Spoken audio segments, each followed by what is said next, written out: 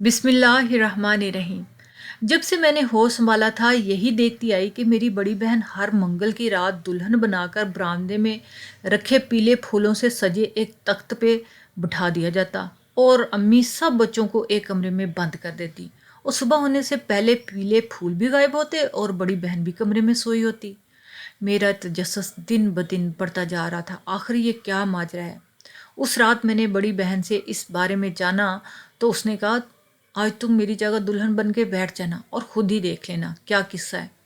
मैंने और बड़ी बहन ने बड़ी चालाकी से अम्मा को बेवकूफ़ बना लिया कि कद काठ में दोनों एक से थे और मैं पीले फूलों वाले तख्त पे दुल्हन बन के बैठ गई। लेकिन इसके बाद जो हुआ उसने मेरे होश उड़ा दिए। मेरा नाम साहिमा चौधरी है। मैं चौधरियों के ख़ानदान में पैदा हुई थी। कायदे से तो ये होना चाहिए था कि चौधरियों का ख़ानदान और हवेली थी और इसमें मर्दों की हुकूमत होनी चाहिए थी, मर्दों की बात चलनी चाहिए थी। लेकिन सब में मैंने दुनिया को समझना शुरू किया है जब से, तो यही देखा कि चौधरी की हवेली में औरतों की हुकूमत थी और मर्द नज़र झुकाए हर बात मानते। लेकिन मुझे याद था कि हवेली पूरी में मेरे अब्बू वसीले थे और हर बात पर चीखते चलाते थे। मेरे अब्बू ने 2 शादियां की हुई थी। पहली बीवी अब्बू की कज़न थी जिनसे अब्बू की एक बेटी थी जो मेरी बड़ी बहन थी और इसका नाम सानिया चौधरी था। मैं इन्हें आपा कहती थी। आपा मुझसे 6 साल बड़ी थी और वो हर वक्त अपने कमरे में बंद रोती रहती या कमरे की दीवारों को तकती रहती और आपा की अम्मा यानी मेरी बड़ी अम्मा पागलों की तरह चीखती रहती और हाथों में आती हर चीज़ को तोड़ देती। और एक दिन तो कुछ ऐसा हुआ कि उन्होंने बेड की साइड पर पड़ा हुआ लैंप उठाकर अब्बू के सर पे दे मारा, जिससे अब्बू आग बबूला हो गया और उन्होंने बड़ी अम्मा को लातों गुस्सों से बहुत मारा। बड़ी माँ की चीखें पूरी हवेली में गूंज रही थी और मेरी माँ समेत बाकी सब खवातीन ये आवाज़ें सुनकर खुश हो रही थी। और मेरी आपा बेचैनी से सेन में टहल रही थी। अपनी माँ की चीखें सुनकर वो बहुत रो रही थी और जब वो अपनी माँ को बचाने के लिए गई तो अब्बू ने उनको भी बहुत मारा। मैंने अपनी माँ को बहुत कहा कि वो जाकर अब्बू को रोके, लेकिन अम्मा को बड़ी अम्मा की चीखें सुनकर सुकून आ रहा था और वो मुंह ही मुंह में बड़ी माँ को गलीज गालियाँ दे रही थी। और अब्बू बहुत बुरी तरह माँ के कमरे से निकले तो मैंने फ़ौरन भागकर इनके कमरे में गया और मैंने बड़ी अम्मा और आपा को जिस हालत में देखा, मुझे छोटी सी उम्र में अब्बा से नफ़रत होगी। बड़ी माँ और आपा ज़ख्मों से चूर सिसक रही थी। मैंने इन्हें पानी पिलाना चाहा कि मेरी माँ कमरे में आ गई और उन्होंने पानी का गिलास तोड़ दिया और मुझे हाथ से पकड़कर घसीटते हुए बाहर ले गई। मुझे समझ नहीं आती कि अब्बू और हवेली के बाकी लोगों को बड़ी माँ और आपा से क्या खार थी। अब्बा मेरी माँ के सामने उफ भी नहीं करती थे। जो वो कहते सर झुका के मान लेते। और एक दिन जो मैंने देखा तो मैं हैरत की इंतहाई गहराइयों में डूब गई। मैंने देखा कि माँ ने अब्बा को किसी बात के जवाब पे अब्बा के खींच के थप्पड़ मार दिया और अब्बा ने चुपचाप थप्पड़ खा भी लिया। मैंने तो देखा था कि अब्बा बहुत वसीले थे, फिर वो मेरी माँ से इतना क्यों डरते थे या इन्हें कुछ कहते क्यों नहीं थे। वो बड़ी माँ को तो ऐसे मारते थे जैसे मार ही डालेंगे। इस दिन के बाद मुझे अब्बा से और नफरत होगी। वो बड़ी माँ को मारते और मेरी माँ से मार खाते थे। और इसी दिन के बाद मैंने गौर करना शुरू किया कि इस घर के सारे ही मर्द अपनी औरतों के सामने उफ तक न करते थे, चाहे वो उनकी इज्जत उतार कर हवेली की छत पर लटका देती। और वही मर्द जब दिल चाहता बड़ी अम्मा के कमरे में घुस जाते, जहाँ से फिर बड़ी माँ की चीखों की आवाज़ें आती रहती। वो भी अब्बू की तरह अपना सारा गुस्सा बड़ी अम्मा पे निकालते। एक रात और जो मैंने नोट किया ये थी कि जैसे शाम उतरती इर्द गिर्द के सब घरों में भी शाम उतर आती, लेकिन एक हमारी हवेली थी जहाँ चिरागा होता और हवेली रोशनियों से यूं नहा जाती जैसे दिन का समा। और फिर अम्मा मुझे और ताई अम्मा और चाची चचा के बच्चों को कमरे में बंद कर देती और दूध पिलाकर सुला देती। और इसके बाद मुझे अजीब सी छन छन की आवाज़ें आती जिससे मेरा तजस्सुस बढ़ गया था कि आखिर ऐसा क्या होता है हमारी हवेली में। मैं छोटी थी, सब कुछ नहीं समझ सकती थी, लेकिन मैं इस हवेली के तमाम लोगों के रवैये समझती थी। ताई जान का दम भरते न थकते थे और अगर उनके बस में होता तो वो इनके पाँव धो धो कर पीते। ताया के 2 ही बेटे थे जो हॉस्टल में मुकीम थे और चाचा के भी 2 बेटे थे जो बहुत छोटे छोटे थे। और ऐसे में सिर्फ मेरे अब्बू थे जिनकी 2 बेटियां थी। और ताया को मैंने कई बार कहते सुना कि मेरे अब्बू के पास खजाने की कुंजियां हैं, कुंजियां। हवेली में जो कुछ भी हो रहा था मेरी समझ से बिल्कुल बाहर था। मेरा तजस्सुस दिन ब दिन बढ़ता जा रहा था कि आखिर सब बड़ी माँ को ही टार्चर क्यों करते हैं और सरे शाम हवेली में छन छन की आवाज़ें कहाँ से आती हैं। मैं अक्सर देखा करती थी कि बड़ी माँ जब कुछ लम्हात के लिए कमरे से बाहर निकलती और सामने मेरी अम्मी या ताया चाचा वगैरह को देख लेती तो दौड़ कर भाग जाती। हवेली में सब यही कहते कि बड़ी माँ पागल है और आपा भी एक पागल की बेटी है, इसलिए वो भी पागल है। लेकिन मेरा दिल इन सब चीज़ों को नहीं मानता था। अम्मा रोज़ रात को मुझे चचा के बच्चों को कमरे में बंद कर देती और सख्ती से ताकीद करती कि खबरदार, ना आवाज़ पैदा करना और ना ही उछल कूद करना, आराम से सो जाना। और हम तीनों बच्चे माँ की बात मानते सो जाते, लेकिन आधी रात को छन छन की आवाज़ और किसी औरत की सिसकियों से मैं जाग जाती और फिर सारी रात ना सो पाती। एक दिन मैंने हिम्मत की और अपनी ताई से पूछ लिया कि रात को छन छन की आवाज़ें और औरत की सिसकना क्यों सुनाई देता है। तो जो कहानी ताई ने हम तीन बच्चों को बिठाकर सुनाई हमारे हवास मंजमंद कर दिए। हम डर के मारे कांप गए। ताई ने बताया कि बहुत पहले मेरे अब्बू के दादा सिर्फ हवेली के ही नहीं पूरे गांव के चौधरी थे और गांव का हर बंदा इनका हुक्म मानता, चाहे वो इंसान हो, हैवान हो या चुड़ैलें। क्योंकि दादा के वक्त में चुड़ैलों का खानदान भी गांव में ही रहता था। इन चुड़ैलों के खानदान में एक चुड़ैल और इसकी बेटी रहती थी। वो इंसानी रूप में इंसानों के बीच इंसानों की तरह रहती, लेकिन वो चुड़ैल आज़ाद थी। वो हर गिज किसी का हुक्म नहीं मानना चाहती थी। इसलिए मेरे अब्बू के दादा ने इन चुड़ैलों को इनके घर समेत जला दिया और फिर इन चुड़ैलों को कभी नहीं देखा गया। लेकिन अब वो चुड़ैलें लौट आई हैं और इसलिए ही सरे शाम चरागाह किया जाता है, क्योंकि चुड़ैलों को रोशनी से नफरत होती है और वो छन छन रात को सुनाई देती हैं। वो चुड़ैलों की पायल की होती हैं। उस रात मेरा सारा तजस्सुस मर गया और मैं कांपती हुई बिस्तर सर तक तान कर सोने की कोशिश करने लगी। लेकिन ताई की बातों से मैं इतना डर गई थी कि सो भी न पाई और अगले दिन मुझे बुखार चढ़ गया जो उतरने का नाम नहीं ले रहा था। अम्मा मुझे डॉक्टर के पास ले गई और चेकअप करवा कर दवाई ले आई। लेकिन मेरा डर कम नहीं हो रहा था। मैं नीम बेहोशी में पायल वाली चुड़ैल कहती जा रही थी। अम्मा ने मेरे माथे पर गीले पानी की पट्टियाँ रखी तो कुछ देर मेरा बुखार उतरा, लेकिन डर कम ना हुआ। अम्मा ने सबसे मेरे डर की वजह पूछी तो ताई ने अपनी सुनाई कहानी के बारे में बता दिया। और इस दिन एक और चीज़ जिसने मुझे शक कर दिया वो था, अम्मा ने ताई के मुंह पर भी थप्पड़ मारा और बहुत गालियां दी। लेकिन वो ताई जिनके सामने ताया भी नहीं टिक पाते थे, वो अम्मा के आगे भीगी बिल्ली बनी रही और कुछ ना बोली। मुझे समझ नहीं आती थी कि सब मेरी माँ से इतना क्यों डरते हैं। खैर कुछ दिन बाद मेरा डर कम हुआ और तजस्सुस भी। अब मुझे जानने का शौक नहीं था कि हवेली में क्या हो रहा है और मैं सारी तवज्जो अपनी पढ़ाई पर लगा रही थी।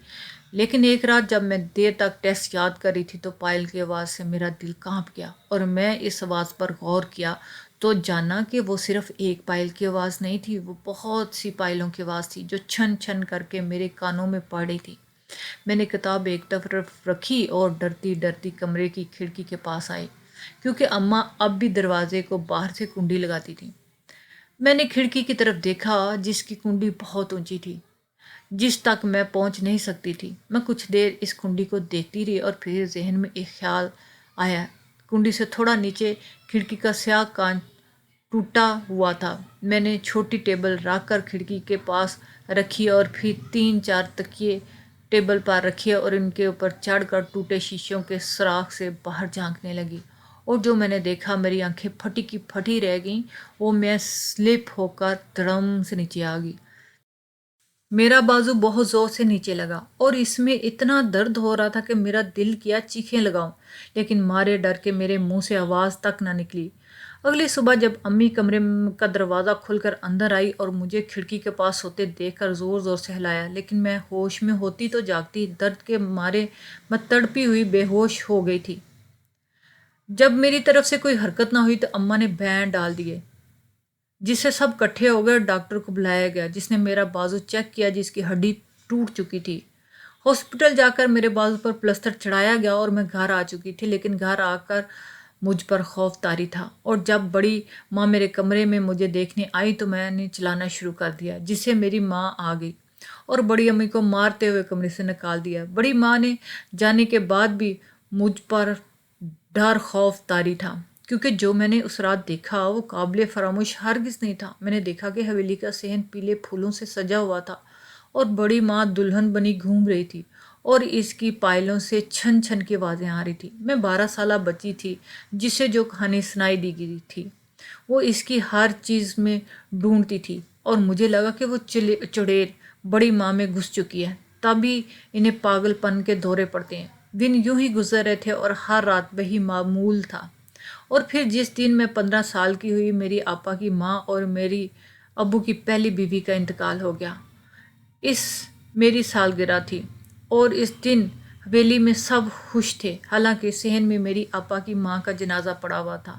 صرف آپا تھی اور اپنی ماں کی چارپائی سے لگی پھوٹ پھوٹ کر رو رہی تھی۔ میں آپا کے ساتھ بہت محبت کرتی تھی، باوجود اس کے کہ میری ماں ان سے نفرت کرتی تھی۔ جب بڑی اماں کو دفنانے کے لیے لے جایا گیا تو آپا چلانے لگی اور چلاتے چلاتے بے ہوش ہو گئی، اور پھر ہر دن معمول بن گیا کہ آپا چیختی چلاتی رہتی اور مجھے لگتا کہ بڑی ماں کی چڑیل آپا کو چمٹ گئی ہے۔ اور میں چونکہ اب بڑی ہو چکی تھی اور میرا قد کاٹ بھی جوان لڑکیوں کی طرح ہو گیا تھا، تو میں اماں سے سفارش کی کہ وہ مجھے کمرے میں بند نہ کیا کریں۔ تو اماں نے میری بات مان لی اور ساتھ ہی سختی سے تاکید کی کہ میں شام کے بعد اپنے کمرے سے نہ نکلوں، اور میں نے بھی اماں سے وعدہ کر لیا، اور یوں مجھے رات کی قید سے آزادی نصیب ہوئی۔ اور پھر ایک دن میں نے دیکھا کہ اماں آپا کو دلہن بنا کر صحن میں رکھے پھولوں سے سجے تخت پہ بٹھا کر اپنے کمرے میں جا چکی تھی۔ مجھے حیرت ہوئی کہ یہ سب آخر کیا ہے۔ میں نے جب سے ہوش سنبھالا تھا تو رات کے اوقات میں پائل کی چھن چھن سنی تھی، اور پھر بڑی ماں کو دلہن بنے پھولوں سے سجے تخت پہ بیٹھے پایا تھا، اور اب بڑی ماں کی جگہ آپا نے لے لی، اور پھر ہر رات ایسا ہی ہونے لگا۔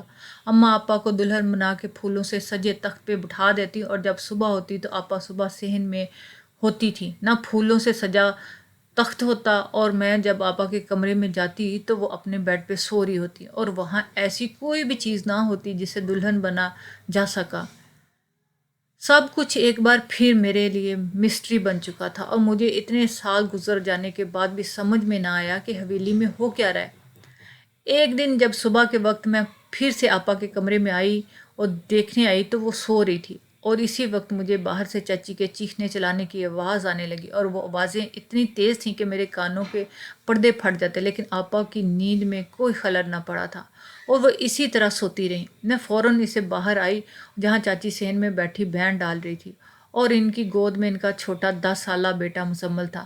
میں سیڑھیاں پھلانگتی تیز سے نیچے آئی، اور اماں ابا تایا تائی بھی آ چکے تھے۔ چاچی زار و قطار روئے جا رہی تھیں، اور چاچا مٹی اٹھا اٹھا کر اپنے سر میں ڈالتے ایڑیاں رگڑے تھے۔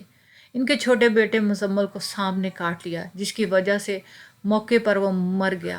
مزمل حویلی کا سب سے چھوٹا بچہ تھا، اور مجھے اس سے بہت لگاؤ تھا۔ مجھے اس کی موت کا یقین نہیں آ رہا تھا۔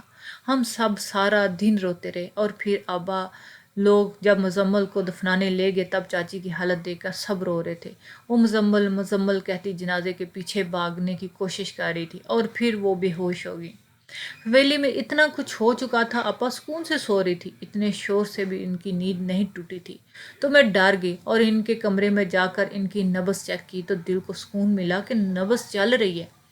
اکا دکا لوگ جو آئے تھے وہ جا چکے تھے، اور اب پھر حویلی ویران ہو گئی تھی، لیکن ان ویران حویلی کو آج پھر روشن کر دیا گیا، اور پھر پائل کی چھنکار بھی سنائی دینے لگی۔ اماں آج پھر آپا کو دلہن بنا کر لے آئیں اور صحن میں پھولوں سے سجے تخت پہ بٹھا دیا گیا۔ میں حیران تھی کہ وہ دن جب حویلی میں سوگ ہونا چاہیے تھا، تب اماں نے حویلی کو روشن کر دیا اور آپا کو آج بھی دلہن بنا دیا۔ میں نے فیصلہ کر لیا کہ کل ہر حال میں آپا سے اس کے بارے میں پوچھوں گی۔ صبح جب میں اٹھی تو حسب معمول باہر کوئی پھول تھا نہ آپا تھی۔ میں آپا کے کمرے میں گئی تو وہ سو رہی تھی، اور میرے جگانے پر بھی جب نہ جگی تو میں نے ان کی سائڈ پر بیٹھے دراز چیک کیا، جس سے مجھے نیند کی گولیاں ملیں۔ یقیناً آپا نیند کی گولیاں کھا کر سوتی ہوگی۔ تبھی انہیں مزمل کی موت کی خبر تک نہ ہوئی تھی۔ میں شام میں آپا سے بات کرنے کا ارادہ کر کے باہر آئی جہاں اماں اور چاچی بحث کر رہی تھیں، اور چچا ملازم سے سامان اٹھا کر گاڑی میں رکھنے کا کہہ رہے تھے۔ چچا نے اپنے 12 سالہ بیٹے مومل کو اپنے ساتھ لگایا، اور جیسے ابھی کوئی چھین کے لے جائے گا، چچی اماں سے کہہ رہی تھی کہ اب وہ مزید کسی گناہ کا حصہ نہیں بنے گی، وہ اپنے ایک بیٹے کو کھو چکی ہیں، دوسرے کو ہرگز نہیں کھونا چاہیں گی۔ اماں ہاتھ اٹھا کر جولی پھیلا کر چچی چچا کو بددعائیں دے رہی تھی۔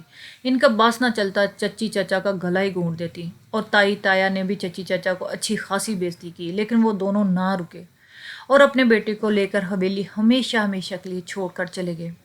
میں اپنے کمرے میں آ گئی اور سوچنے لگی کہ ایسا کیا کروں کہ حویلی کے سب حالات کا مجھے علم ہو جائے، اور میں جاننا چاہتی تھی کہ حویلی کے حالات سے کوئی مجھے آگاہ کر سکتا تھا تو وہ تھی آپا۔ میں عصر کے بعد اماں سے چھپتی چھپاتی آپا کے کمرے میں آ گئی، جو اب جاگ چکی تھیں اور بیڈ پر لیٹے ہوئے چھت کو گھو رہی تھیں۔ میں بھی آپا کے برابر میں لیٹ گئی۔ آپا نے مجھے گردن موڑ کر دیکھا اور پھر سے چھت کا ایکسرا کرنے لگی۔ میں نے کچھ دیر بعد آپا کو دیکھا اور پھر وہ بات پوچھی جو میں پوچھنے آئی تھی۔ میری بات پر آپا نے مجھے دیکھا اور مسکرا دی۔ ان کی مسکراہٹ میں بہت کرب تھا۔ آپا نے کہا کہ وہ کچھ نہیں جانتی اور نہ بتانا چاہتی ہے، کیونکہ وہ مجھے ان سب معاملات سے دور رکھنا چاہتی تھی، لیکن میری ضد تھی کہ مجھے سب کچھ جاننا تھا۔ تو اس کے جواب میں انہوں نے مجھے آئیڈیا دیا کہ وہ کافی پسند آیا۔ آپا نے مجھے کہا کہ آج رات ان کی جگہ میں دلہن بن کر اماں کے ساتھ چلی جاؤں اور پھولوں کے تخت پر بیٹھ کر وہ سب دیکھوں جو میں جاننا چاہتی تھی۔ اور پھر ہم نے ایسا ہی کیا۔ جب اماں آپا کو تیار ہونے کے لیے کہنے آئی تو میں بھی آپا کے کمرے میں ہی چھپ کر بیٹھی ہوئی تھی۔ اماں کہہ کر چلی گئی تو میں باہر نکل آئی اور آپا کو اپنے کمرے میں بھیج کر تاکید کی کہ وہ دروازے کو اندر سے کنڈی لگا کر بیٹھیں اور اگر کوئی دستک دے تو ہرگز نہ کھولیں اور سوتی بنی رہیں۔ آپا جب چلی گئیں تو میں نے جلدی سے ان کا دلہن کا لباس پہنا اور تیار ہو کر گھونگھٹ نکال لیا۔ میں عمر کی 16ویں میں لگ چکی تھی اور میرا قد کاٹھ ابھی سے ہی آپا کے برابر ہو گیا تھا، اس لیے اماں کو کوئی شک ہی نہ ہوا۔ اماں مجھے آپا سمجھ کر اپنے ساتھ کھینچتی ہوئی باہر صحن میں لے آئیں، جہاں پھولوں سے سجا تخت رکھا ہوا تھا۔ اماں نے مجھے اس پہ بٹھایا اور تخت کے ارد گرد لگے پردے کھینچ کر تخت کو مکمل چھپا دیا۔ مجھے تخت پر بیٹھے کچھ دیر گزر گئی تھی کہ مجھے کچھ آوازیں آنے لگیں۔ اماں کسی سے بات کر رہی تھی، بلکہ نہیں، وہ تو لین دین کی بات کر رہی تھی کہ آج پیسے ڈبل لیں گی اور کم لوگوں کو آج موقع ملے گا، اور دوزیدہ میری تائی کے کمرے میں چلے جاؤ اور ایک میرے ساتھ آؤ۔ میں سمجھ نہیں رہی تھی کہ کیسے پیسے، کیسا موقع اور کیسے لوگ تھے جنہیں اماں یہ کب کہہ رہی تھی۔ ابھی میں کچھ سوچتی کہ اماں چلی گئی اور تخت کے طرف لگا ہوا پردہ ہٹا۔ میں نے اپنا گھونگھٹ اٹھایا اور جو میں نے دیکھا میرے ہوش اڑ گئے۔ بڑی ماں پاگل نہیں تھی، سب نے مل کر انہیں پاگل کر دیا اور اب سب آپا کو پاگل کرنا چاہتے تھے، لیکن مجھے لگ رہا تھا کہ آج میں پاگل ہو جاؤں گی۔ میں نے دیکھا کہ تخت پر آنے والا کوئی مرد تھا جو مسکراتی خباثت بری نظروں سے مجھے دیکھ رہا تھا۔ مجھے سب سمجھ آ گئی کہ ماں کون سا لین دین کی باتیں کر رہی اور کس کو تائی اور اپنے کمرے میں بھیج رہی تھی۔ مجھے ابا اور تایا پر تھوکنے کو دل کیا کہ جو سب جانتے تھے اور اپنی بیویوں کو یہ سب کرنے دے رہے تھے، بلکہ وہ دونوں عیاشی کے عادی ہو چکے تھے اور ایک ساتھ بہت پیسوں کے لیے وہ اپنی بیویوں کے ساتھ مل کر دھندا کر رہے تھے۔ مجھے یاد آیا کہ چاچی بھی اسی سب کی بات کر رہی تھی۔ وہ اپنے گناہوں کی مان کر تلافی کرنے کی جستجو میں نکل چکی تھیں۔ حویلی کی سب عورتیں مردوں کا دھندا کرتی تھیں، لیکن اماں نے مجھے اس سے دور رکھا تھا، کیونکہ وہ جانتی تھی یہ غلط ہے اور پھر بھی وہ غلط کر رہی تھی اور کروا بھی رہی تھی۔ بڑی ماں بھی یقیناً یہ سب کچھ نہیں کرنا چاہتی تھی، لیکن انہیں ٹارچر کر کے سب کروایا جا رہا تھا۔ وہ آنے والا مرد بھوکے بیڑیوں کی طرح مجھ پر جپٹ پڑا۔ اس طرح مجھے یاد آنے لگا کہ کس طرح تائی اماں کو اور میری بڑی آپا کو یہ کتوں کی طرح کھاتے پیتے تھے۔ میں نے بہت کوشش کی کہ اپنی آواز نکالوں اور اپنی ماں کو بلاؤں، لیکن میں ایسا نہ کر پائی کیونکہ میں چاہتی تھی کہ میں اس دفعہ اپنی ماں کو خود سبق سکھاؤں۔ میری ماں نے جانے کتنے درندوں کے ساتھ آپا کو اس طرح ان کا سودا کیا اور روز کرتی، جو آج مجھے بھگتنا تھا۔ پھر اس کے بعد دوسرا اور تیسرا اور چوتھا آیا۔ میں زخموں سے لہولہان ہو چکی تھی، میری روح مر چکی تھی، سب لوگ جا چکے تھے، میرا برہنہ وجود تخت پر پڑا ہوا تھا۔ اماں صبح کی روشنی پھوٹتے ہی جب उठाने आई और पर्दा हटाते जब उनकी नज़र मुझ पर पड़ी तो इनके सर पर भी आसमान टूट पड़ा। मैं ज़ख्म वजूद के साथ उठी और नफ़रत भरी निगाहों से माँ की तरफ देखा जो पत्थर बन चुकी थी, और फिर उन्होंने एक ज़ोरदार चीख मारी तो अब्बा और ताया भी बाहर निकल आए। अम्मा ने फौरन इसे तख्त पर पड़ा हुआ दुल्हन वाला दुपट्टा उठाकर मेरे बरहना जिस्म को ढांपा। आपा भी मेरे कमरे में कुंडी खोलती बाहर निकल आई और मेरे माँ बाप मुझे इस हालत में देखकर ज़मीन पर बैठते जा रहे थे। मैंने अम्मा की तरफ देखा जिनका हुक्मरानों वाले रवैये की वजह मुझे आज समझ आई। वो इस हवेली में होते धंधे की सरगना थी और बाकी इनके चेले थे। मैंने अब्बा की तरफ देखा जिनकी आंखों में बेयकीनी थी। मैंने अब्बा से पूछा कि मुझे यूं लूटा हुआ देखकर वो तड़प रहे थे तो अपनी बड़ी बेटी को हर रात लटेरों के हवाले करके इनकी रूह क्यों नहीं निकली। और तब मुझे पता चला कि आपा अब्बू की बेटी नहीं है, वो तो सिर्फ बड़ी अम्मा की बेटी थी जिन्हें वो शादी करने के बाद साथ लाए थे और इस हवेली के मर्दों ने अपना हक समझ कर लूटा दोनों माँ बेटी को। आपा ने माँ बा की तरफ देखा और इन्हें बावर करवाया कि मुकाफाते अमल अटल है जो शुरू हो चुका है। पहले चचा का बेटा, अब मैं, और अगली बारी जाने किसकी थी। इसी वक्त ताया का फ़ोन बजा और दूसरी तरफ से मिलने वाली खबर ने मुकाफाते अमल के स्टाम्प पेपर पर मोहर लगा दी। ताया ने अपने बेटों को यहाँ से और हॉस्टल में रखा हुआ था और यहाँ की हराम की कमाई से स्पोर्ट कार लेकर दी थी जिसमें सवार उनके दोनों बेटे नशे की हालत में ट्रक से जा टकराए और मर चुके थे। अब सर पे खाक डालने की बारी ताया और ताई की थी। हवेली के वो तमाम जालिम मकाफात अमल की नंदर हो चुके थे, अपने अंजाम को पहुँच चुके थे।